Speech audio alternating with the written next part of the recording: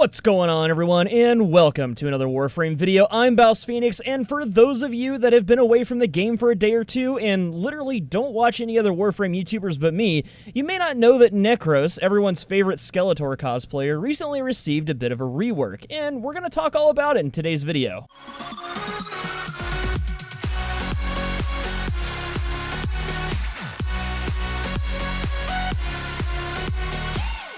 Alright, so first things first, the big changes are Desecrate has been changed to a toggle-based skill and no longer has to be recasted. You can literally just set it and forget it. For those of you new to the game, Desecrate essentially gives a chance for every dead enemy to drop more loot.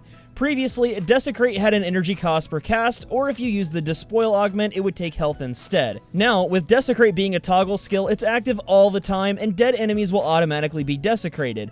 On desecration of said enemies, you'll lose 10 energy per enemy desecrated, but you can decrease this with higher efficiency. This is fantastic for resource farming, and up until now, this skill has been pretty much what Nekros was known for. That being said, it's still a good idea to build around this skill if you plan on doing any resource farming, and the build for Desecrate is simple. You pretty much only need to stack efficiency and range, and I've got a little bit of extra duration in case I need to cast Terrify to get me out of a tight spot.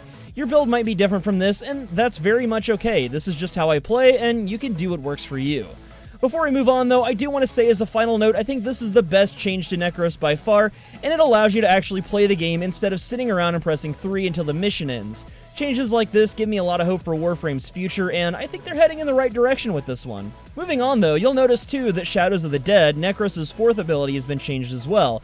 Previously, Shadows of the Dead would spawn a number of recently killed enemies, and that number was determined by power strength.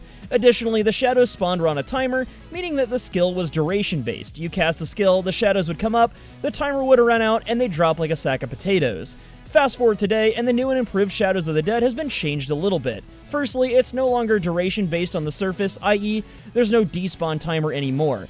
Casting the skill spawns up to 7 enemies, and those enemies come from a roster of the most powerful foes you've recently killed. The kicker, though, is that as the shadows are up, they'll constantly lose a percentage of their health per second, and this is affected by power duration, so you'll still want to have plenty of that. Secondly, casting Shadows of the Dead while shadows are active will heal your current shadows, and teleport any shadows back to you if they've wandered off, which they tend to do. The build for this skill was a bit more complicated, but I tested a few and found that positive stats across the board was the way to go for me at least.